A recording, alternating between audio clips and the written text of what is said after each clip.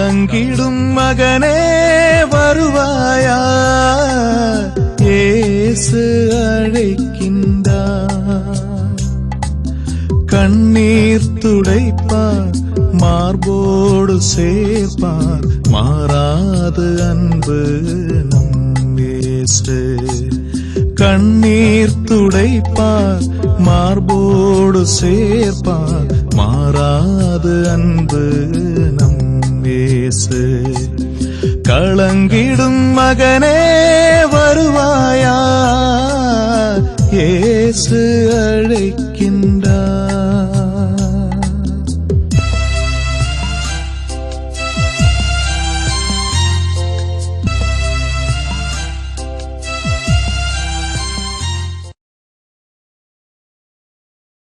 இயேசு கிறிஸ்துக்குள் பிரியமானவர்களே, ஆண்டவராய் இயேசு கிறிஸ்துவின் பரிசுத்தமுள்ள திருப்பெயரில் நல்வாழ்த்துக்கள். இந்த விடுதலை நேர நிகழ்ச்சி வழியாக உங்களை சந்திப்பதிலே நான் மிகுந்த மகிழ்ச்சி அடைகின்றேன். ஆண்டவர் தந்திருக்கிற அந்த மாபெரும் கிருபைக்காக ஆண்டவரை நான் உளமாற நான் போற்றுகின்றேன், புகழுகின்றேன், வாழ்த்துகின்றேன், நன்றி கூறுகின்றேன். பிரியமானவர்களே, நம் ஒவ்வொருவரையும் படைத்த ஆண்டவர் ஒரு பாச உணர்வோடு கூட, அன்பான உணர்வோடு கூட நம்மோடு கூட பேச விரும்புகிறார். அவர் பேசுகிற ஒவ்வொரு வார்த்தைகளுமே நமக்கு நல்வாழ்வு தருகிறதா இருக்கிறது. ஒருவேளை நாம் தவறு செய்வோமானால் அதை கண்டித்து திருத்துகிறதாக இருக்கிறது. ஆசீர்வாதமான வாழ்க்கைக்கு நம்மை வழிநடத்துவதாக இருக்கிறது. ஒரு விடுதலை கொடுக்கிறதாக இருக்கிறது. இந்த அருமையான இந்த மாலை வேளையிலும் அவருடைய வார்த்தைகளை கேட்பதற்காக நாம் கடந்து வந்திருக்கிறோம். இந்த வேளையிலே ஆண்டவருடைய வார்த்தையை கேட்பதற்காக ஆவலோடு கூட அமர்ந்து கொண்டிருக்கிற உங்கள் உள் உணர்வுகளையும் எண்ணங்களையும் சிந்தனைகளையும் ஒரு ஆர்வத்தையும் எதிர்நோக்கியும் அறிந்திருக்கிற ஆண்டவர் நம் ஒவ்வொருவரையும் ஆசீர்வதிப்பார். இஸ்ரவேலை ஆசீர்வதிப்பதே அவருடைய விருப்பமாய் இருக்கிறது என்று நாம் பார்க்கிறோம். நம்மை ஆசீர்வதிப்பதே அவருக்கு விருப்பம். நாம் நல வாழ்வு பெற்றிருக்கப்பட வேண்டும் என்றே விருப்பம். என இந்த அருமையான வேளையிலே அவர் தருகின்ற செய்தியை நாம் கேட்கப்பிருக்கின்றோம். இறைவசன வார்த்தைகளை கேட்கிற அநேக சகோதர சகோதரிகள் எங்களோடு கூட தொடர்பு கொள்ளுகிற பொழுது இறை செய்தி மிகவும் பயனுள்ளதாக இருக்கிறது, புதிய வழிக்கு எங்களை அழைத்து செல்கிறது, ஆத்மீக வழிக்கு வழி நடத்துகின்றது என்று அநேக சகோதர சகோதரி சொல்லுகிறார்கள். நம்முடைய கத்தோலிக்க திருச்சபை மட்டுமல்ல, மற்ற சபையை சார்ந்த சகோதரர்களும் சொல்லுகிறார்கள். சத்தியத்தை சத்தியத்தின்படியே சொல்லுகிறீர்கள், இறைவார்த்தையின்படியே சொல்லுகிறீர்கள். நீ கொடுக்கின்ற ஒவ்வொரு செய்தியும் நாங்கள் கேட்டுக்கொண்டு இருக்கிறோம், நாங்களும் அதை பயன்படுத்துகின்றோம் என்று சில சகோதரர் சொல்லுகிறார்கள். பிரியமானவர்களே, கடவுள் ஒன்றுக்கும் உதவாத என்னையும் அழைத்து இப்படிப்பட்ட காரியங்கள் செய்து கொண்டிருக்கிறார்.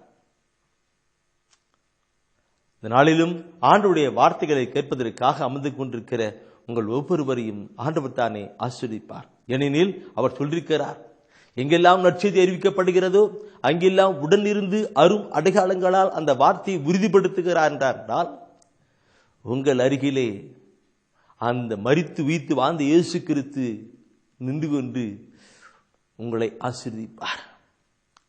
உங்களுடைய உள்ளத்தில் உடலிலும் பெரிய ஒரு ஆசீர்வாதத்தை காரியத்தை நீங்க பார்ப்பீங்க. அதுதான் அவருடைய திட்டம், அது திருவிழம். அதனால் தான் இந்த விடுதலை நேரம் என்று அவர் தான் அமைத்துக் கொடுத்தார். ஒரு நிமிடம் நாம் கண்களை மூடி ஒப்புக்கொடுக்கலாம். ஆண்டவரே நீங்க பேசுங்கன்னு ஒப்புக்கொடுக்கலாம். வாழ்வு தருகிற வார்த்தை எங்களுக்கு தாங்கப்பான்னு சொல்லி ஒப்புக்கொடுக்கலாம்.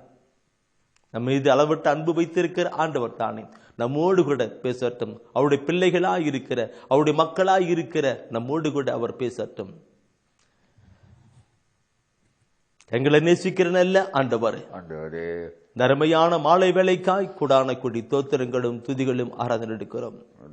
எங்களை முற்றிலுமாய் தாழ்த்துமுடைய கரத்தில் ஒப்புக்கொண்டிருக்கிறோம்.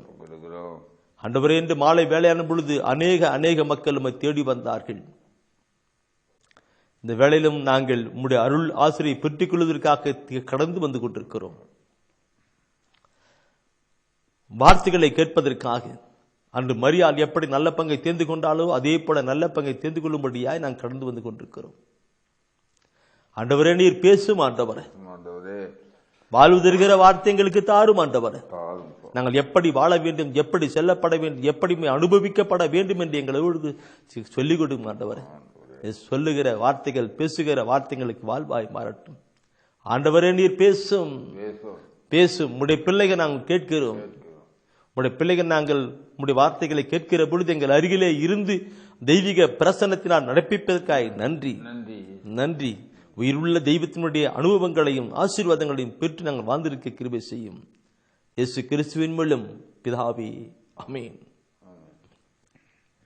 பிரியமானவர்களே, இந்த அருமையான வேளையிலே ஆண்டவர் நமக்கு கொடுக்கிற ஒரு செய்தி என்ன தெரியுங்களா? ஆன்ம உணவை பற்றி சொல்லுகிறார்.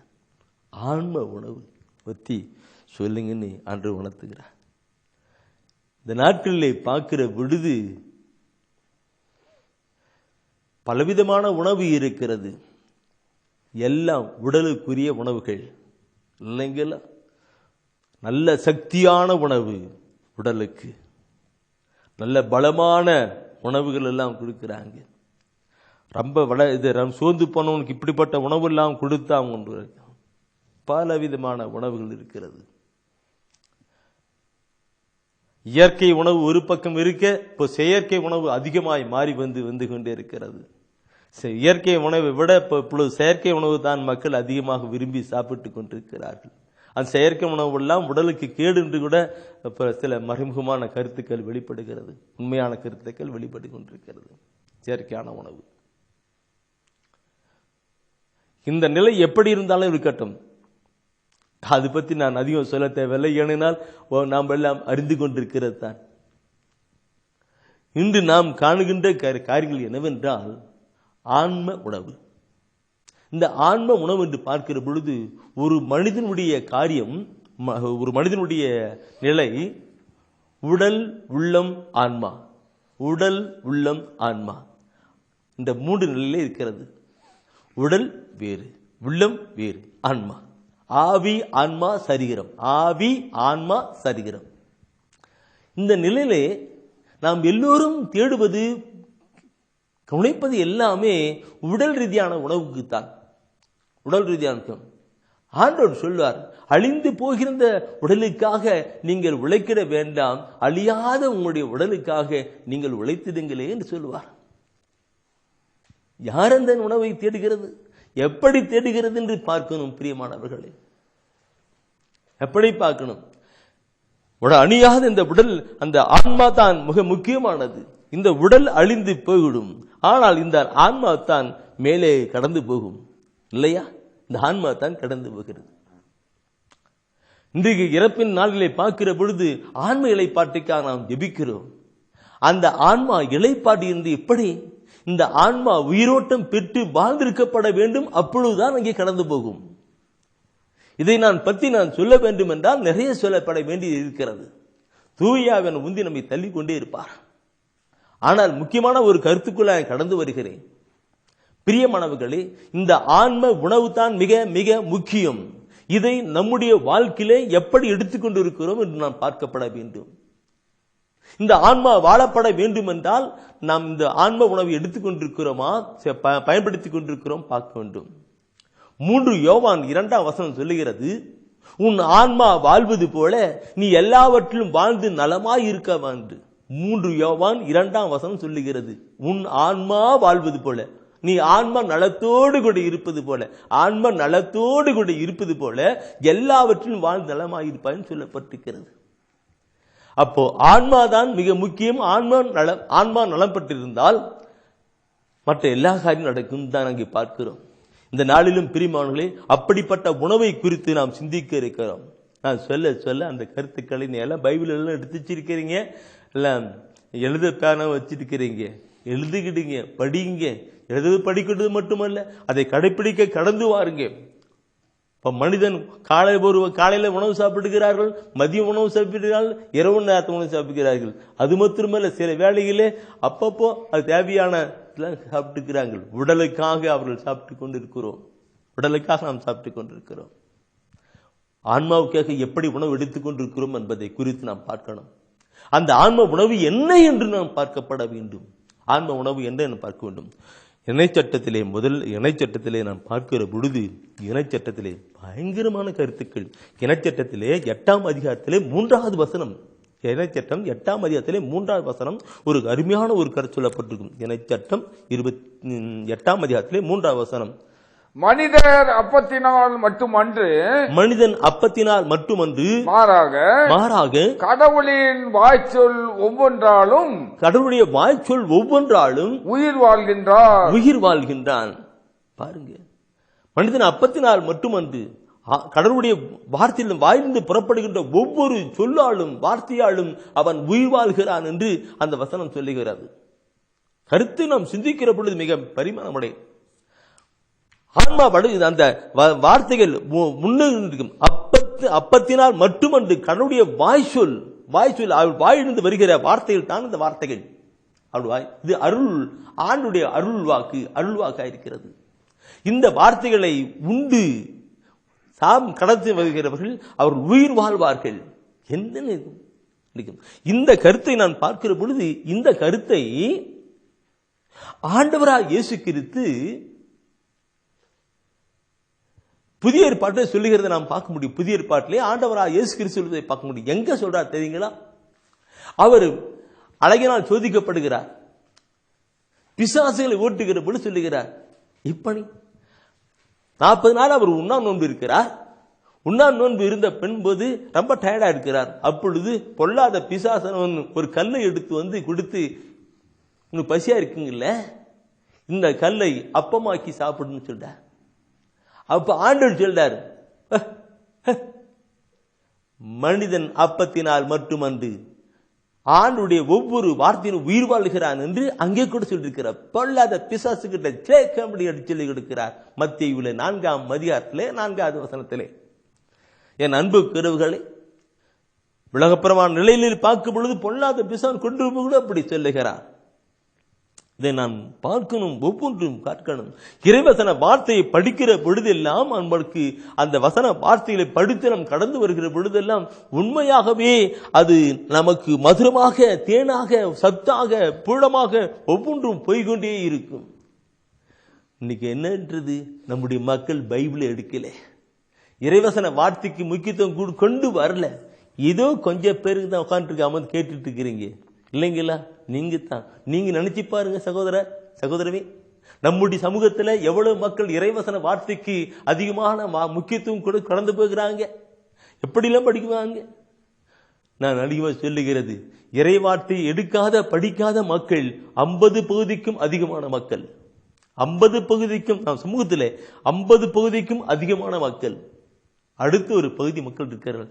எப்பயாவது ஒரு முறை, எப்பயாவது ஒரு நாளில் தேடுகிற பொழுது சில பங்குகளே கொஸ்டின் கொடுக்கிற பொழுது வழிபாட்டு கொடுத்து போவோம். அப்பதான் பைபிளை தேடி கண்டுபிடிச்சு போவாங்க. அப்படி பக்கம் மக்கள் 25 பகுதிக்கும் அதிகமான மக்கள். தவறாமல் ஒவ்வொரு நாளும் இறைவசன வார்த்தையை வாசி சிந்திக்கிற மக்கள் கொஞ்சம் பேர் தான். அது நாம் சொல்லுகிற பொழுது நமக்கு தெரியும், சிந்தனை பண்ணு, அப்படியே நாம் ஆமான்னு சொல்ல முடியும் இல்லைங்களா?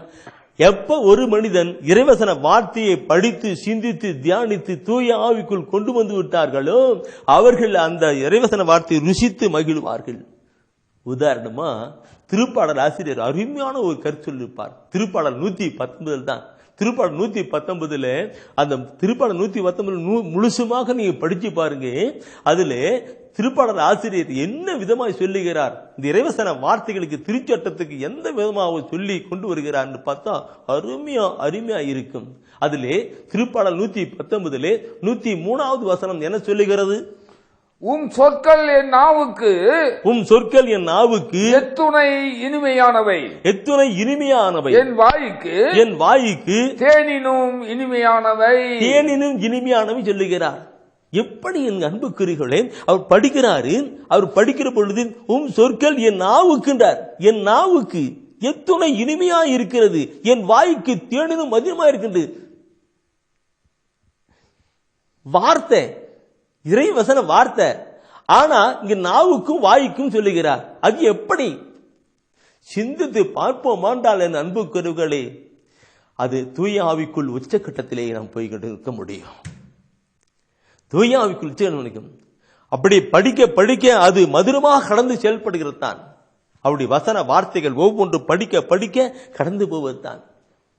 இந்த நாளிலே பிரியமானவர்களே, இந்த இறைவசன வார்த்தைகளை தூய ஆவியின் துணை கொண்டு படிக்கிற பொழுது அப்படிதான். நானும் ஒரு காலத்திலே படிக்காமல் இருந்தேன். இந்த இறைவசன வார்த்தைகளை படிக்காமல் இருந்தேன். என்று இந்த நாட்களில் எல்லாம் தூய ஆவியின் துணை கொண்டு நான் படிக்க ஆரம்பித்தேனோ அப்பொழுது எல்லா காரியங்களும் கடந்து வந்தது. 1 யோவான் 2ஆம் அதிகாரத்திலே 27வது தெய்வீக திருவசனத்தை நாம் வாசிக்கிற பொழுது அருமையான ஒரு கருச்சொல்லப்பட்டிருக்கும். என் அன்புக்குரியவர்களே, இந்த பைபிள் எழுதப்பட்டது தூய ஆவினால் எழுதப்பட்டதுதான். இந்த பைபிளை, இந்த திருமறையை, திருவிவிலியத்தை நான் தூய ஆவியின் துணை கொண்டு படிக்கிற பொழுதுதான் எனக்கு நன்றாக புரியும், கடந்து போய் கொண்டிருக்க முடியும். எனவே தான் புனித யோவான் அங்கே 1 யோவான் 2ஆம் அதிகாரத்திலே 27வது வசனத்தை குறிப்பிடுகிறார். என்ன பார்க்கணும்? நீங்கள் அவரிடமிருந்து பெற்றுக்கொண்ட அருள் பொழிவு உங்களுள் நிலைத்திருக்கிறது. அதனால் உங்களுக்கு எவரும் கற்பிக்க வேண்டிய தேவையில்லை. உங்களுக்கு யாரும் கற்றுக் கொடுக்க தேவையில்லை. மாறாக நீங்கள் அவரிடமிருந்து பெற்றுக்கொண்ட அருள் பொழிவால் அனைத்தையும் கற்றுக்கொள்கிறீர்கள். அருள் பொழிவு, அந்த அருள் பொழிவு உண்மையானது, பொய்யானது அல்ல. நீங்கள் கற்றுக்கொண்டதற்கு ஏற்ப அவரோடு இணைந்து வாழுங்கள். என்ன அருமையா சொல்லி, அருள் பொழிவு, தூய ஆவியின் அபிஷேகம். இந்த பைபிள் எழுதப்பட்ட அந்த தூய ஆவியுடைய அபிஷேகம் எனக்குள் வருகிற பொழுது நான் படிக்க படிக்க ஆழமான கருத்துக்கள் என்னோடு கூட இருந்து சொல்லிக் கொடுத்து கொண்டே இருப்பார். அவர் கற்றுக் கொடுத்து கொண்டே இருப்பார். நல்லா படிச்சுட்டு போயிட்டே இருக்க முடியும். அந்த தூய ஆவின் நிலை வரவில்லை. இந்த செய்தியை நான் ஏற்கனவே உங்களுக்கு கொடுத்திருக்கிறேன். இறைவசன வார்த்தைகளின் வல்லமை, இறைவசன வார்த்தையின் வல்லமையை குறித்து பெறுகிற பொழுது பைபிளை எப்படி படிக்கணும், எந்த நிலையிலே படிக்கணும், எப்படி அவர் அனுபவிக்கப்பட முடியும் என்று நான் தூய ஆவியானவர் வழிநடத்துகின்ற நிலையிலே இந்த வசனம் சொல்லியிருக்கிறேன். நீங்கள் என்னுடைய யூடியூப்ல பார்ப்பீங்களானால் அதிலே பார்க்க முடியும். யூடியூப்ல நிறைய பார்க்குறாங்க. ஒருவேளை நீங்கள் யாரும் பார்க்கவில்லை என்றால் தயவுசெய்து யூடியூப்பை பாருங்க. யூடியூப் டிவைன் லைட் மினிஸ்ட்ரின்னு போட்டிருக்கும். அதில் பிரதர் செல்வநாதன் போட்டிருக்கும், அல்லது அதில் போட்டு நீ பார்ப்பீங்கன்னாக்க நான் அந்த டிவியில் கொடுத்துருக்கிற எல்லா செய்திகளையுமே அதில் கொண்டு வந்துட்டு இருக்கிறாங்க. அதுலேயும் பார்க்கலாம். ஒருவேளை உங்களுடைய நண்பர்கள், உறவினர்கள் யாரும் அப்படி பார்க்கவில்லை என்றால் அவர் கூட சொல்லுங்கள். சரி, இது நான் ஏன் சொல்லுகிறேன் என்றால், தூய ஆவியின் துணை கொண்டு படிக்கிற பொழுதுதான் டேஸ்ட் கண்டுபிடிக்க முடியும். அதனால் தான் திருப்பாடல் ஆசிரியர் தூய ஆவியின் அபிஷேகம் பெற்றவராய், இறைவசன வார்த்தை அபிஷேகம் பெற்றவராய் படித்தினால்தான் அவர் சொல்லுகிறார், என் சொற்கள் என் நாவுக்கு எத்தனை இனிமையா இருக்கிறது, என் வாய்க்கு தெளினும் மதுரமா இருக்குன்னு சொல்லப்பட்டது. என் அன்புக்குருளே, உண்மையிலே எனக்கு ஒரு தாகம் இருக்கிறது. என்ன தெரியுமா? இன்று நம்முடைய மக்கள் ஆத்மீக வாழ்க்கையிலே வாழ்ந்து வளரவில்லை. சில பேர் ஜபத்துக்கு போவார்கள், ஜப வழிபாட்டு போவார்கள். அன்று போயிட்டு அப்படி போயிட்டு அது முடிச்சிடுவாங்க. ஜப வழிபாட்டுக்கு ஒரு தியான கூட்டத்துக்கு போவாங்க. தியானத்துக்கு கூட்டு போயிட்டு வந்துட்டும் அவர் கொஞ்சம் மாற்றமாயிட்டு இருக்கும், அதோடு நின்று விடுவார்கள். அவர்கள் எழுந்து கடந்து வரவில்லை. இன்று என்னுடைய பிள்ளைகள் இருக்கிறார்கள் என்றால் அவர்கள் அப்படியே எலும்பும் தோலுமா இருக்கிறதுக்கு நாம் பிடிக்கவில்லை. அவர் நன்றாக வளரப்பட வேண்டும். 5ஆம் கிளாஸ் இருக்கிறவன் 6ஆம் கிளாஸ், 7ஆம் கிளாஸ், 8ஆம் கிளாஸ் வரணும். நல்ல உடலிலும் படிப்பிலும் நல்ல வாழ்ந்து வளரணும். அதை பார்த்தா தான் எனக்கு ரொம்ப சந்தோஷம். நம்முடைய பிள்ளைகளை பார்த்து இல்லைங்களா? நம்முடைய பிள்ளைகள் வாழ்ந்து வளர்வதை நாம் பார்க்கப்பட வேண்டும். ஆனால் நம்முடைய பிள்ளைகள் இந்த ஆத்மீக வாழ்க்கையில் வாழ்ந்து வளரவில்லை. ஆண்டவராய் கடவுள் தூய பேதுரு வழியாக நான் சொல்லிக் கொடுக்கிற ஒரு வார்த்தையை நீ பார்க்கணும். என்ன அருமையான வார்த்தை தெரியுங்களா? 1 பேதுருவிலே 2ஆம் அதிகாரத்திலே 3வது வசனம். 1 பேதுரு 2ஆம் அதிகாரத்தில் 3ஆம் வசனம், 2-3 வசனம் ஒன்னா போட்டிருக்கும். அதுல 3ஆம் வசனம் பிற்பகுதி தான் படிக்கணும், அந்த 3ஆம் வசனம் பிற்பகுதி தான் படிக்கணும். புதிதாய் பிறந்த குழந்தைகள் போல, புதிதாய் பிறந்த குழந்தைகளை போல வஞ்சகமற்ற வார்த்தையாகிய பாலை, வஞ்சகமற்ற வார்த்தையாகிய பாலை அருந்த ஆர்வமுள்ளவராய் இருங்கள். அருந்த ஆர்வமுள்ளவராய் இருங்கள். இதை அருந்துவதால் நீங்கள் மீட்பில் வளருவீர்கள். நீங்கள் மீட்பில் வளருவீர்கள். இந்த மீட்பில் வளருவீர்கள் சொல்லப்பட்டிருக்கிறது. மீட்பில் வளருங்க. இந்த வஞ்சமற்ற வார்த்தையாகிய பாலை நீங்கள் வளருவதால் நீங்க மீட்பில் வளருவீங்க. படிக்க படிக்க படிக்க படிக்க ஆத்மீக வாழ்க்கையில அங்க மீட்பில வளர்ந்து வளர்ந்து போயிட முடியும். அப்படி வளர்ந்தால் தானே அடுத்த கருத்தை நம்ம சொல்ல முடியும். புனித இதெல்லாம் ஒவ்வொன்று நினைக்க எங்க தூயாவில் இங்கேயும் அங்கேயும் தள்ளிட்டு போட்டுருக்கிறார். என்ன செய்யறது? இன்னைக்கு பார்க்கணும்னு பிரியமான நற்செய்தி அறிவிப்பின் பணி மிக முக்கியமா இருக்கிறது. அறிவிப்பு முக்கியம் இருக்கு. இன்னைக்கு நாம் நல்லா பைபிளை படிச்சு கொண்டு வந்தா தானே சொல்லுங்க. 5ஆம் கிளாஸ் 6ஆம் கிளாஸ் படிச்சு அப்படி பாஸ் ஆயிட்டு அப்புறமேல டீச்சர் எல்லாம் பைபிளை முடிச்சுட்டு அப்புறமேல போனதான் ஒரு டீச்சர் ஆக முடியும். நாம் இன்னும் கீழே இருந்தா எப்படி டீச்சர் ஆக முடியும்? எபேசியில் சொல்லும்போது அவர் சொல்லுவார், என்ன தெரியுங்களா, இவ்வளவு காலத்துக்கு நீங்க ஆசிரியரா இருக்கப்பட வேண்டும் என்றீர்கள். நீங்க இன்னும் நீங்கள் ஆண்டுடைய அடிப்படையை படித்துக்கிட்டு இருக்கிறீங்க சொல்லுவாங்க. எபேசியில் பார்க்கும் பொழுது என் அன்புக்குரியவர்களே, நம்முடைய வாழ்க்கையை பார்க்கணும், ஒப்புக்கொடுக்கணும். இறைவசன வார்த்தையை படித்து கடந்து வருகிற பொழுது அவன் ஆத்மீக வாழ்க்கையிலே கடந்து வருகிற ஒரு நிலைத்தான். அவன் வளர்கின்ற தான் ஆத்மீக வாழ்க்கையிலே மீட்பிலே வளர்ந்து கடந்து வருகிற கருத்து தான் இங்கே சொல்லுகிறார். இறைவசன வார்த்தையை தூயாவின் துணை கொண்டு படிப்போமானால் அப்படி கடந்து வரும் என்று சொல்லுகிற பொழுது அந்த நம்ம தானியேல் சங்கீதக்காரரை பத்தி சொன்னேன். அவர் அபிஷேகம் பட்டவர், தூயாவின் நிலைப்பட்டவர் அப்படி சொன்னார். அதே போல எரேமியா என்கிற ஒரு மனிதர் இருக்கிறார். அவரும் தூயாவில் ஆட்கொள்ளப்பட்ட ஒரு மனிதன் தான். அவர் எப்படி சொல்லுகிறார் என்றால், எரேமியாவை பார்க்கிற பொழுது 15ஆம் அதிகாரத்திலே 16ஆம் வசனம், எரேமியா 15:16 அதுல அவர் சொல்லுகிறார். அது சொல்லுவார், நான் உம் சொற்களை கண்டடைந்தேன், அவற்றை உண்டு. உம் சொற்கள் எனக்கு மகிழ்ச்சி தந்தன, என் உள்ளத்திற்கு உவகை அளித்தன. என்ன எப்படி சொல்றாரு பாத்துக்கிட்டீங்க அன்பு சகோதரமே. அதனால சொல்ற, தூய ஆவின் துணை கொண்டு அந்த அபிஷேகத்தை கொண்டு நான் படிப்பேன். தூயாவின் துணை கொண்டு படிக்கிறாக்க தூயாவை பத்தி நான் சொல்றது என்ன இருக்குது? இறைவார்த்தையும் கட்டு, தூயாவையும் கட்டு போயிட்டு இருக்கு இல்லைங்களா? இறைவார்த்தையும் கட்டு, இங்க தூயாவையும் கட்டு, இங்க அப்படியே சும்மா அப்படியே உலகபரமானதுல ஓடிக்கிட்டு இருக்கு இல்லைங்களா? ஆக்கணும். இங்க இறைவசன வார்த்தையும் தூயாவை கொண்டு கடந்து போது அவர் சொல்றாரு. அவர் என்ன சொல்றாரு? நான் உம் சொற்களை கண்டடைந்தேன், அவற்றையும் உட்கொண்டேன், உம் சொற்கள் மகிழ்ச்சி தந்தன, உள்ளத்துக்கு உவகை தந்தன சொல்லுகின்றார். சிக்கரியமான கருத்தின் பிரிமாக்குள்ளே இன்னும் நம்மளே அநேக சகோதரி இருக்கிறார்கள். பிரதர், பைபிளை படிக்கிற பொழுது என்னை பார்த்து அருமையான ஒரு வார்த்தை பிரதர், எனக்கு மகள் தாங்க முடியல பிரதர் அப்படி சொல்லுகிற சகோதரி உண்டு. ஒரு சிலர் மட்டும் இருக்கிறார்கள். எல்லாரும் அப்படி கடந்து வர வேண்டும். இறைவசன வார்த்தையும் தூயாவையும் கொண்டு கடந்து அப்படியே வளரப்பட வேண்டும் என்றுதான் ஆண்டவர் விரும்புகிறார். பிரியமானவர்களே, நான் சொல்லுகிற பொழுது அந்த வசனத்தை பாருங்கள். இப்படி நான் ஏற்கனவே தொடக்கத்திலே சொன்னேன். என்ன சொன்னேன்? இறைவசன வார்த்தையை படித்து கடந்து வருகிற பொழுது உன் ஆன்மா வாழ்ந்து கடந்து வரும். 3 யோவான் 2ஆம் வசனம் நான் சொன்னேன். அதுல ஆரம்பத்தில் சொன்னேன், உன் நீர் ஆன்ம நலத்தோடு இருப்பது போல் உடன் நலத்தோடு இருக்கவும் இனியே நலப்படும் என்று நான் சொல்கிறேன்.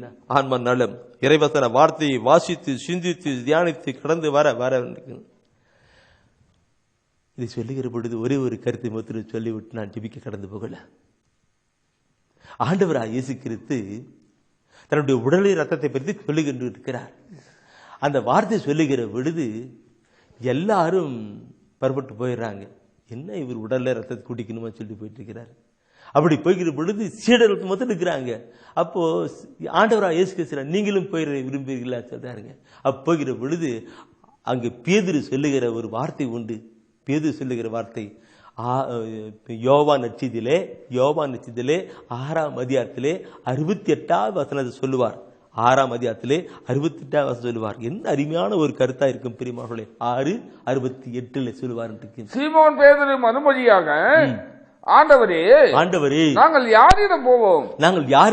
நிலை வாழ்வு அளிக்கும் வார்த்தைகள், நிறைய வாழ்வு அளிக்கின்ற வார்த்தைகள் உம்மிடம் தானே உள்ளன. யாரிடம் போவோம்? நிலை வாழ்வு, ஒரு ஆசீர்வாதமான ஒரு வாழ்வு. இந்த உலகத்திலே நிலை வாழ்வு, ஆசீர்வாதமான ஒரு வாழ்க்கை வாழ்வதற்கும் மறுமையிலே நிலை வாழ்வு பெறுவதற்கும் உம்மிடம் தாயா வார்த்தை இருக்கிறது. நாங்கள் வேற எங்க போகணும்? அப்படி என்றால் இந்த நிறை வாழ்வளிக்கின்ற வார்த்தையை, இந்த உணவை நாம் உண்டு கடந்து போகணும் அல்லவா? நிலை வாழ்வு, ஆத்மாவிலே வாழ்ந்து கடந்து போகிற வார்த்தைகள் உம்மிடம் தானே இருக்கிறது ஐயா. பிரியவான்களை ஒப்புக்கொடுக்கணும். நான் சொல்லுகிற ஒவ்வொரு வார்த்தையும் நான் எதையுமே கற்பனையாகவோ கட்டுரையாகவோ சொல்லப்படுவதில்லை. என் தூய ஆவியானவர் என்னை அழைத்தவரும் என் அபிஷேகம் செய்து நடைபெற்றுமா தூய ஆவியானவர் எதை சொல்லுகிறாரோ அதை நான் சொல்லிக் கொண்டிருக்கிறேன். இதை சொல்லுண்டால் அதை சொல்லிக் கொண்டிருக்கிறேன். இப்பொழுதும் அவர் சொல்லுகிற வார்த்தையை கேட்டுக்கொண்டிருக்கிற நீங்கள் ஒவ்வொருவரும் உங்களை நீங்கள் சிந்தித்து பாருங்கள். நம் சமுதாயத்தை நினைத்து பாருங்கள். எப்படி இருக்கிறது? எப்படி ஆன்ம உணவை கொண்டு கொண்டிருக்கிறார்கள்? ஒவ்வொரு நாளும் காலையிலும் மாலையிலும் இரவிலும் நாம் உடல் ரீதியான உணவு எடுக்கிறோமே, ஆத்மீக உணவு எடுக்கிறோமா? நாம் பார்க்கிறோம் உணவு அந்த முன்னேற்ற இருக்கு. இன்னைக்கு நானும் சகோதரரும் சாப்பிடும் போது அவர்கிட்ட ஜிலேபி கொடுத்தனாக்க அவர் ஜிலேபி சூப்பர் அருமையா அருன்னு சொல்லுவார். ஜிலேபி சூப்பர் அருமையானது இருக்கு. நேற்று காரம் முறுக்கு சாப்பிட்டோம். பிரதர் இந்த காரம் முறுக்கு சூப்பரா இருக்குதே சொன்னார். அப்படி ஒவ்வொன்றும் சாப்பிடுற சுவைக்கு நான் சாப்பிடலான்னு ஆசைப்பட்டேன். ஜிலேபி சாப்பிடலான்னு இருக்கு. ஆனா எனக்கு சளி பிடிச்சது, அதனால நான் சாப்பிடல, எனக்கு வேண்டாம் பண்ணிட்டேன். எனக்கு ஏன்னா இது ஏன் சொல்லுகிறேன் இதே சொல்லுகிறேன், அந்த உணவு சாப்பிட்டவர்கள் சொல்லுகிற பொழுது, அது சாப்பிட்டவர்கள் சொல்லுகிற பொழுது, சுவைத்தவர்கள் சொல்லுகிற பொழுது நமக்கும் ஐயோ சாப்பிடணும்னு ஆசை இருக்கும் இல்லைங்களா? சங்கீதக்காரன் சொன்னாரு, திருப்படராஜ் சொன்னாரு, சாப்பிடும் அது இறைவசன வார்த்தை படிச்சா அப்படி தேனுமா இருக்குன்னு சொன்னார். எரேமியா சொன்னாரு, அந்த வார்த்தையை படிக்கிற பொழுதெல்லாம், அதை கண்ணுற பொழுதெல்லாம் அது அப்படி பயங்கரமா மகிழ்ச்சி கொடுத்துன்னு சொன்னார். இங்க வேற வார்த்தை சொல்றார். எசேக்கியேல் இறைவாக்கினர்கிட்ட கடவுள் அவர் வேலைக்கு அனுப்புறாரு. அந்த வார்த்தை அநீரும் பார்க்கணும். அவரு இந்த இறைவசன வார்த்தை இதை விடுகிறாரு அவனுக்கு. எசேக்கியேல் தயவுசெய்து எடுங்க, எசேக்கியேல் நான் இது படிக்கணும். இது நான் ஏன் சொல்றேன்னா, எனக்கு இறைவசன வார்த்தை பயங்கரமான நிலைத்தான், அதனால தான் அப்படி சொல்லி கொண்டு வருகிறேன். எசேக்கியேல் 2ஆம் அதிகாரம் 8, 9, 10 வசனம் எடுத்துக்கிட்டீங்களா? எடுத்துக்கிடுங்க. எசேக்கியேல் 2ஆம் அதிகாரத்தில் 8, 9, 10 வசனம் எடுத்துக்கிடுங்க. அது 8வது வசனத்தை நீங்க படிச்சு பாருங்க. அது என்ன சொல்லுது? நீயோ மானிடா, நான் உனக்கு சொல்வதை கேள், உன் வாயை திறந்து நான் உனக்கு தருவதை தின்றுவிடு என்றார்.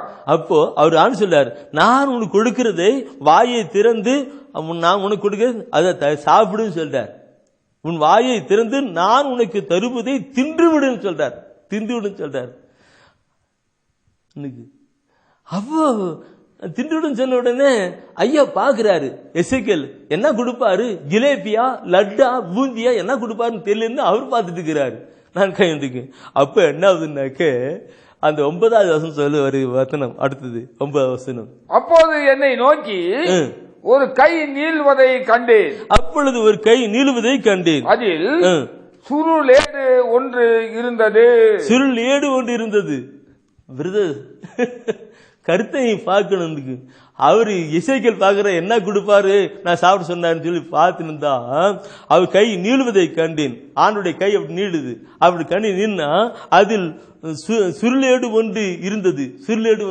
அதுதான் பைபிள், இறைவசன வார்த்தை. அந்த காலத்துல அதுல சுருளேடு இருந்தது, எல்லாம் எழுதி வச்சுட்டாங்க. இன்னைக்கு புத்தகமாக வெளியிட்டு இருக்கிறது சுருளேடு. அதை உண்டு சொல்லிட்டு அதை பார்க்க, அது கண்டேன் பார்க்கிறேன். இன்னைக்கு ஆண்டவர் நம்ம ஒவ்வொருவர்கிட்டையும் கொடுக்கிற அந்த கருத்து தான் இன்றைக்கு. அது என்ன பண்ணுன்னா, அடுத்து 10வது வசனத்தை நீ படிச்சு பாருங்க. அவர் அச்சுருளேற்றை என் முன் விரித்தார், உள்ளும் புறமும் எழுதப்பட்டிருந்த அதில் கதறல்களும் புலம்பல்களும் கேடுகளும் எழுதப்பட்டிருந்தன. எல்லாம் அதுல எல்லாமே எழுதப்பட்டு, இதை படிக்க தின்னுடான இதை கொடுக்கிறாரு, குன்னுனாக்க அதுல பார்த்தோனாக்க படிச்சோனா அது எடுத்து இப்படி சாப்பிடுறது பார்த்தோனாக்க இதெல்லாம் குண்டுக்கு இருக்கு. எல்லா விதமான கருத்தையும் சொல்லப்பட்டிருக்கு. என் அன்புக்குரியவர்களே, அந்த வசன வார்த்தை தானே அவர் எடுத்து கொண்டு போனார்.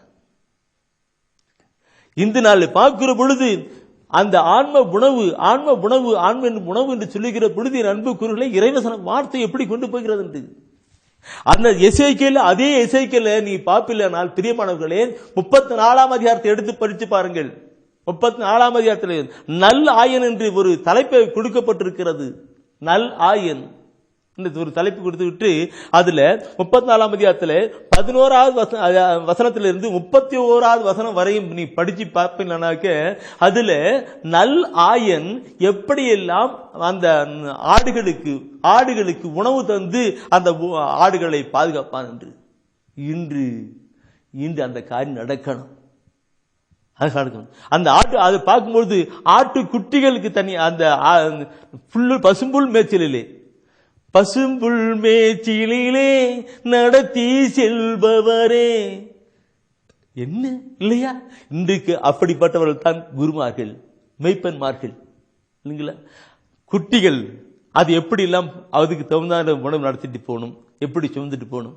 அடுத்தது வயதானது சனை ஆடுகளை எப்படி நடத்திட்டு போகணும், நொண்டி ஆடுகளிலிருந்து எப்படி நடத்திட்டு போகணும், அப்படி எல்லாம் அவர்களுக்கு தகுந்த மாதிரிலாம் நடத்திட்டு போயிட்டு பசும்புல் மேய்ச்சலிலே அந்த தண்ணீரிலே, பசும்புல் மேய்ச்சல் என்பது இறைவசன வார்த்தை, தண்ணீர் என்பது தூய ஆவி, இப்படி எல்லாம் கொண்டு அவர்களை நடத்தப்பட வேண்டும் என்று நடக்கப்பட வேண்டும். பெரியமானங்களை பார்க்கிறோம். இந்த இறைவசன வார்த்தை கண்டுக்கு அது செய்யணும். எனவே தான் அங்கே பார்க்கிறோம், எசேக்கியேல் கூட சொல்லி இது உண்டு, நீ கடந்து போய் சொல்லுன்னு சொல்லி கொண்டு வந்துட்டு இருக்கிறார். மக்களுக்கு அந்த அப்படிப்பட்ட ஆன்மீகமான உணவு சொல்லுகிற பொழுது என் உள்ளத்தில் ஆழத்தை பத்தி படி வருகிறது. சரி, அது விடுங்க. அதாவது இறைவசன வார்த்தை ஆன்ம உணவு என்று பார்க்கிறோம். அடுத்த ஒரு பிரிவு நான் பார்க்க வேண்டியது இருக்கிறது. அடுத்த ஒரு பிரிவு பார்க்கணும். அந்த அடுத்த ஒரு பிரிவு மிக மிக முக்கியமான ஒரு பிரிவு தான். மிக முக்கியமான பிரிவு இது ஒன்று. அடுத்த ஒரு பிரிவு பார்க்கும்போது ஏசியா பத்துல ஒரு அருமையான ஒரு கருச்சொல்லி இருப்பார். தலைப்பு மாத்திரம் படிச்சு பாருங்க. ஏசியாவில் சொல்லும் போது 25ஆம் அதிகாரத்தில் 6வது சொல்வாரு, ஆண்டவர் மாபெரும் விருந்து ஒன்றை ஏற்பாடு பண்ணினார்.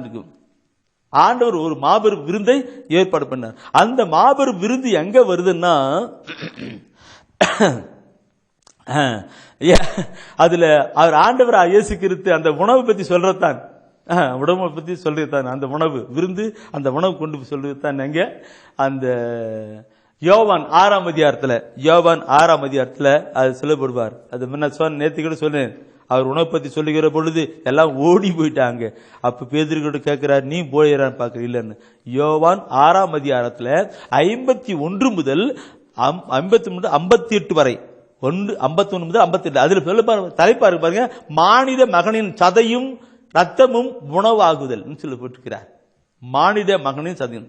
இந்த மானிட மகன் வார்த்தையா இருந்து மனு உருவானவர். வார்த்தை மனு உருவானவர். கருத்து பயங்கரமா இருக்கு இல்லையா?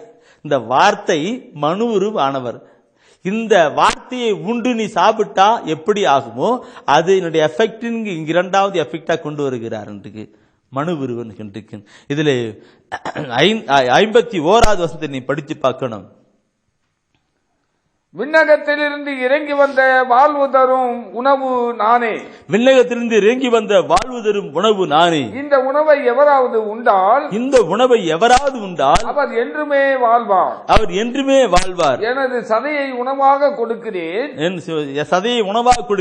உலகு வாழ்வதற்காகவே கொடுக்கிறேன். வாழ்வதற்காக கொடுக்கிறார். இன்னைக்கு அன்பு சோதனை நீங்களும் நானும் வாழப்பட வேண்டுமென்றால், என்றுமே வாழப்பட வேண்டுமென்றால், என்றுமே வாழப்படுவது என்னன்னா இந்த உலகத்துல ஒரு குறிப்பிட்ட நாட்கள், மறு உலகிலே வாழ்கிற காலங்கள். என்றுமே வாழ்கிற நிலை அந்த உணவு தான் இருக்கு. என்ன கருத்துன்னு பார்க்கணும் பிரியமானவர்களே. அந்த உணவு தான் ஆண்டவராக இயேசு கிறிஸ்துவின் உடலும் ரத்தம் விண்ணிலிருந்து இறங்கி வந்த உணவு, வாழ்வதரும் உணவு. அன்னைக்கு பாலைவனத்திலே ஆண்டவர் உணவை கொடுத்தார்.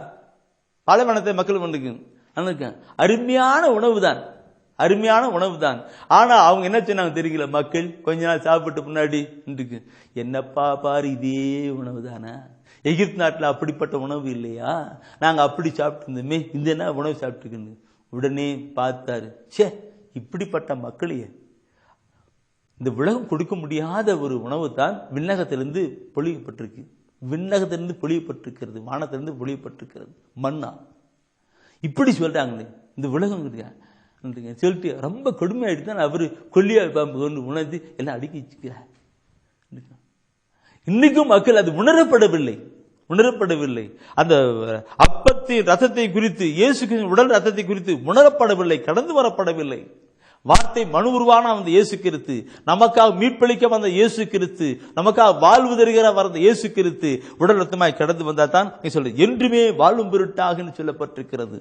சரி, அந்த வசனத்தை நீ அடுத்த வசனத்தை நீ படிப்பினாக்க 53 படிங்க.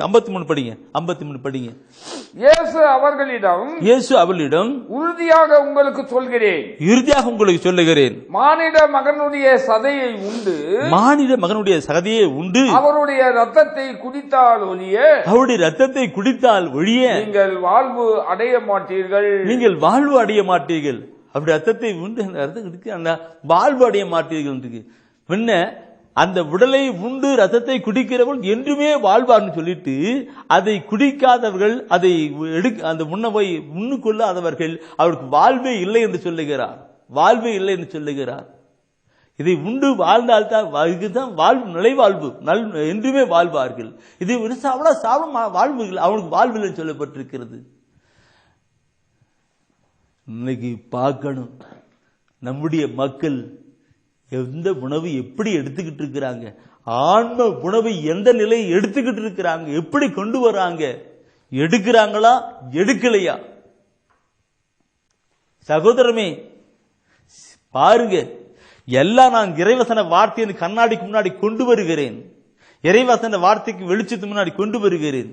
எப்படி எல்லாம் எடுக்கிறாங்க. நாம் இறைவசன அந்த வார்த்தை மனு உருவான அந்த இயேசு கிறிஸ்துவின் உடலையும் ரத்தத்தையும் உண்ணி குடிக்கிற பொழுது நாம் வாழ்வு பெறுகின்றவர்களாக இருக்கிறோம். அது எடுக்காத போது வாழ்வு இல்லாத இருக்கின்றது. என் பிரியமானவர்களே, அந்த ஒவ்வொரு வசனம் அந்த அதிகாரத்தை அப்படியே படிச்சு பார்த்தாக்க பயங்கரமா சொல்லப்பட்டிருக்கும். அடுத்து 54 வசனம், அதிலே 54 படிங்க. 54 எனது சதையை உண்டு, என் சதையை உண்டு என் ரத்தத்தை குடிப்பவர், என் ரத்தத்தை குடிக்கிறவர்கள் நிலை வாழ்வை கொண்டுள்ளார், நிலை வாழ்வை கொண்டிருக்கிறார்கள். நானும் அவரை இறுதி நாளில் உயிர்த்தெழச் செய்வேன். உயிர்த்தெழுதல் இறுதி நாளில் உயிர்த்தெழச் செய்வேன். யாரெல்லாம் இந்த உணவை உண்டு கண்டுகிறார்களோ அவர்கள் இறுதி நாளிலே உயிர்த்தெழும்படியாக செய்கிறார் என்று நாம் பார்க்கிறோம். இறுதி நாளிலே உயிர்த்தெழும்படியாக செய்கிறார் என்று பார்க்கிறோம். பிரியமானவர்களே, ஒன்று பார்க்கணும். இன்னைக்கு அப்படிப்பட்ட நிலை பார்க்கிறோம்.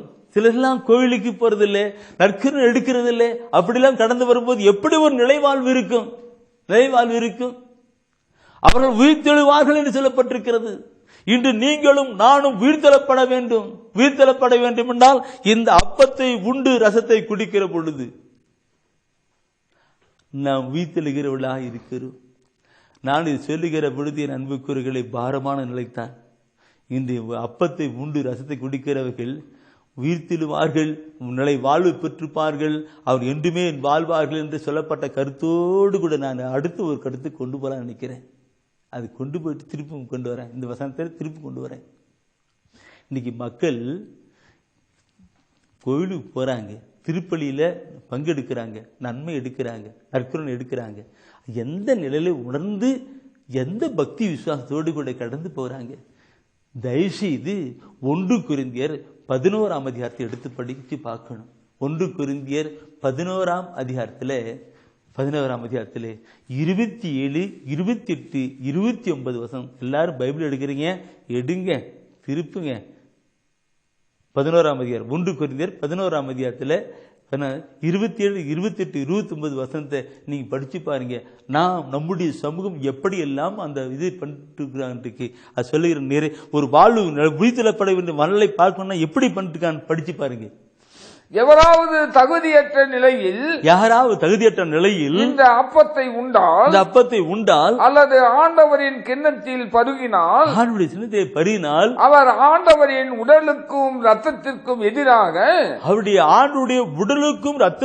எதிராக குற்றம் புரிகிறார்கள். எதிராக குற்றம் புரிகிறார்கள். அந்த விடல தகுதியற்ற நிலையில் உண்டால் இன்னைக்கு மாசு நடக்குது, திருப்பலி நடக்குது. திருப்பலியுடைய முதல் பகுதி என்ன? திருப்பலி முதல் பகுதியில குருவானவர் சொன்னார், அடுத்த சொல்லுவார்கள், இந்த தெய்வீக திருப்பலியிலே நாம் தகுதியான முறையிலே பங்கு பெறும் பொருட்டு நம்முடைய பாவத்தை ஏற்று நாம் மனம் பெருந்தோமாக என்று சொல்லி பாவ மன்னிப்பு கொடுத்து தகுதியை கொண்டு வராங்க இல்லைங்களா? தெய்வீக திருப்பலி முதல் பகுதி என்ன? இதுதான். இந்த தெய்வீக திருப்பலியிலே தகுதியான முறையிலே பங்கு பெறும் பொருட்டு நம்முடைய பாவத்தை ஏற்று மனம் வருந்துவோமாக என்று சொல்லி அங்கே பாவ மன்னிப்பு வழிபாட்டை முடிச்சு அங்க ஒரு பாவ மன்னிப்பை கொடுக்கிறாங்க. அதுக்கு பின்னாடி தான் அந்த திருப்பலி கொண்டு வந்து அந்த கொடுக்கிறாங்க. அதுக்கு பின்னாடி அந்த பகுதிக்கு இல்லாத பின்னாடி யாராவது வந்து நிலையிலே தகுதியற்ற நிலையிலே உண்டால் என்ன நடக்கும்? அங்க அடுத்த வசனம் சொல்லுகிறது, என்ன சொல்லுகிறது? இதனால் அன்று எனவே ஒவ்வொருவரும் தம்மையே சோதித்து அறிந்து பின்பே இந்த அப்பத்தை உண்டு கிண்ணத்தில் பருக வேண்டும். ஏனெனில் ஆண்டவருடைய உடல் என உணராமல் உண்டு பருகுபவர் தம் மீது தண்டனை தீர்ப்பையே வருவித்துக் கொள்கிறார். தண்டனை தீர்ப்பையே வருவித்துக் கொள்கிறார்கள். இதனால் அன்று உங்களிலே இறந்து போயிருக்கிறார்கள், நோயோடு கொண்டிருக்கிறார்கள், பிரச்சனையோடு கொண்டிருக்கிறார்கள். அந்த அருமையான வார்த்தை சொல்லிக் கொடுக்கிறது. பிரியமானவர்களே, பார்க்கணும். அந்த உணவை சாதாரண நிலையில உண்ண முடியாது. அந்த உணவு கொடுக்க சாப்பிடணும். வார்த்தை மனு உருவான இயேசு கிறிஸ்துவின் உடலையும் ரத்தத்தையும் நாம் உண்டு கொண்டு கடந்து வருகிற பொழுது அது நிலை வாழ்வு தருகிறது. அப்படியே படிச்சுட்டு வாங்க. உயிர்த்தலை செய்வேன்னு சொன்ன அடுத்த 56வது வசனத்தை நீ படிச்சு பாருங்க. இதுல யோவான் மீது சொல்லிடல, யோவான் எடுங்க 6ஆம் அதிகாரத்துல, யோவான் 6ஆம் அதிகாரத்துல 56வது வசனத்தை நீ படிச்சு பார்த்தா அதுல சொல்லப்பட்டிருக்கும், எனது சதையை உண்டு எனது ரத்தத்தை குடிப்போர், என் ரத்தத்தை குடிக்கிறவர்கள் என்னோடு இணைந்திருப்பர், நானும் அவர்களோடு கூட இணைந்திருப்பேன். உம்மோடு இருப்பதுதான் உள்ளத்தின் வாஞ்சையா, சித்தம் செய்வதுதான் இதயத்தின் ஏக்கமையா. இதெல்லாம் சொல்லுகிற பொழுது நான் அடிக்கடி சொல்லுகிறது. நானும் என் சகோதரரும் ஒரு காலத்துல எப்படியோ வாழ்ந்தோம். ஆனால் இந்த இறைவசன வார்த்தையை தான் இப்ப ஆண்டவர் பக்கம் இழுத்துக்கிட்டு போய்கிட்டே இருக்குது. ஒவ்வொரு நாளும் படிக்கிற பொழுது, சிந்திக்கிற பொழுது, தியானிக்கிற பொழுதும் அவருடைய பரிசுத்தமான திருக்கரம் என்னை பற்றி பிடித்து இருக்கிறது. சென்ற மாத புத்தகத்திலே ஆண்டவருடைய பாதையிலே செல்வம் என்று, ஆண்டவருடைய பாதையில் செல்வம்னு ஒரு செய்தி கொடுத்துட்டு, அந்த செய்தியை போன மாதத்திலே அந்த செய்தியை படித்துட்டு அநேக சகோதரர் சொன்னாங்க, பிரதர் இறைவசன வார்த்தை எடுத்து அப்படியே ஒன்னோட ஒன்று அது பூ கட்டுற மாதிரி கட்டி அப்படியே கொண்டு போயிட்டீங்களே பிரதர், எப்படி கொண்டு போனீங்க சொன்னாங்க. நானா செஞ்சேன், அவர் என்ன உணர்த்தராரோ அதை அப்படி எழுதுறதுதான், அவ்வளவுதான் கிடையாது. என் அன்புக்குறவுகளே, இறைவசன வார்த்தைகள் நாம் படிச்சு கடந்து வரணும். அது நமக்கு வாழ்வாய் இருக்கிற அவரோடு என்ன செயல்படுகிறதா இருக்கப்பட வேண்டும். பிரியமார்களே, இந்த ஆத்மா உணவை குறித்து இந்த நாளிலே ஆண்டவர் இந்த செய்தி கொடுக்க சொன்னார். ஏன் கொடுக்க சொன்னார், எதுக்கு கொடுக்க சொன்னாரு, எனக்கு ஒன்றும் புரியல. என்னுடைய பாரமெல்லாம் அந்த ஆண்டு மக்கள் அறியாமல் வாழ்ந்து கொண்டிருக்கிறார்கள், ஒன்றும் புரியாமல் வாழ்ந்து கொண்டிருக்கிறான் தான் பாரம். ஆண்டவர் தான் இந்த வார்த்தையை கொடுக்க சொன்னார். இந்த வசன வார்த்தை கொடுக்க, இறை வார்த்தை என்கிற உணவு, அவருடைய உடல் ரத்தமாயிருக்கிற உணவு. இந்த உணவை சாப்பிடுகிற பொழுது அவர்கள் நிலை வாழ்வு பெறுவார்கள். நிறைவார்ப்பணும். ஒவ்வொரு நாளும் காலையிலும் மாலையிலும் சாயந்தரம் எப்பொழுது தேவையில்லும் அப்பெல்லாம் எப்படி உடலுக்கு உணவு எடுக்கிறோமோ அதே போல உணவு இறைவாசன வார்த்தை உணவு எடுக்கப்பட வேண்டும். வாரத்தில் ஒரு நாளாவது தெய்வீக திருவிருந்திலே பங்கு பெற்று அந்த உணவு எடுக்கப்பட வேண்டும். இப்படி உணவு உண்டு கொள்கிறவர்கள் அவர்கள் ஆத்மீக வாழ்க்கையிலே வாழ்ந்து வளர முடியும். ஆத்மீக வாழ்க்கையிலே வாழ்ந்து வளர்கிறவர்கள் எல்லாவற்றிலும் நலமாயிருப்பார்கள்.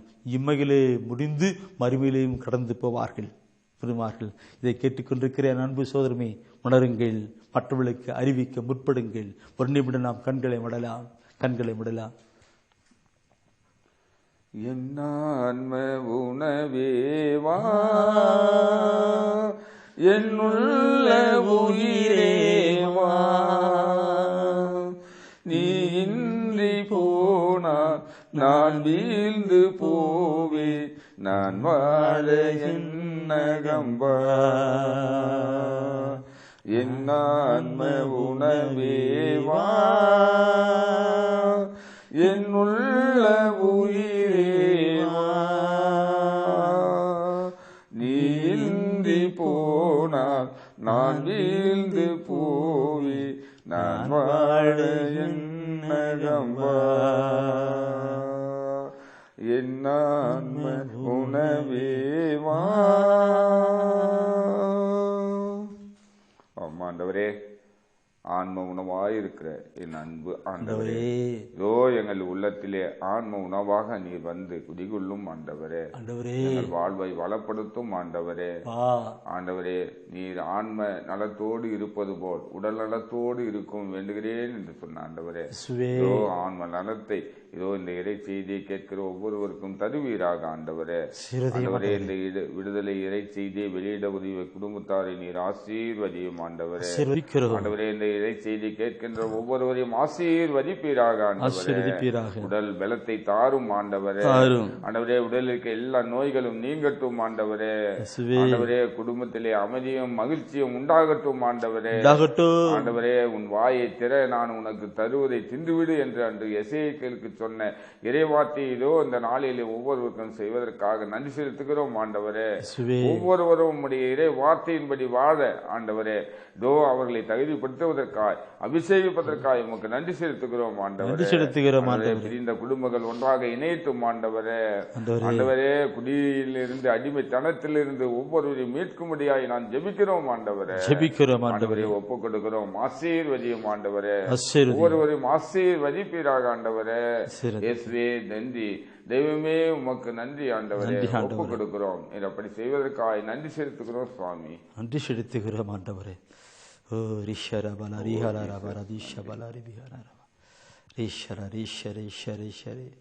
ஓ glory glory glory Jesus Jesus Jesus Jesus Jesus Jesus. இந்த வேளையிலும் கேன்சர் நோயின்ட்டு ஒரு சகோதரி படுத்துக்கிட்டு அப்படியே கண்ணீர் விட்டு ஜிபிச்சுக்கிட்டு இருக்கிறாங்க. டாக்டர் சொல்லிட்டாங்க கேன்சர் நோயின்ட்டு. அந்த சொன்ன நாளிலிருந்து வேதனைப்பட்டு கண்ணீரோடு இருக்கிறாங்க. ஆண்டவருடைய திருக்கரம் அவரை தொடுகிறது.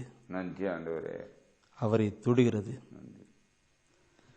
இப்பொழுது உச்சம் திறந்த உள்ளங்கால் மட்டும் அவர் தெய்வீகமான ஒரு உணர்வுகளை அவர் பெற்றுக் கொண்டிருக்கிறார்கள். இதுவே அவர்களுக்கு அடையாளமாய் இருக்கிறது. அற்புதத்தின் அடைமாட இருக்கிறது.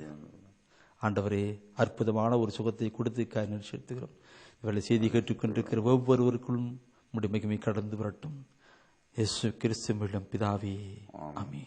அரியே வாழ்க, ஆண்டவரும் உடனே, பெண்களிலே நீர் பேரு பெற்றீரும், மகனும் வாழியவே.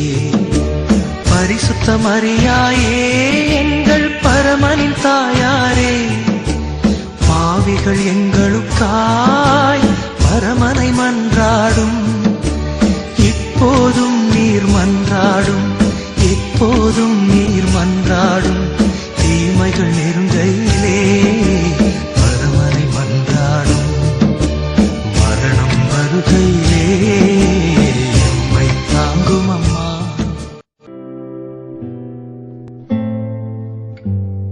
தெய்வ ஒளியும் ஒளியும் என்ற மாத இதழ்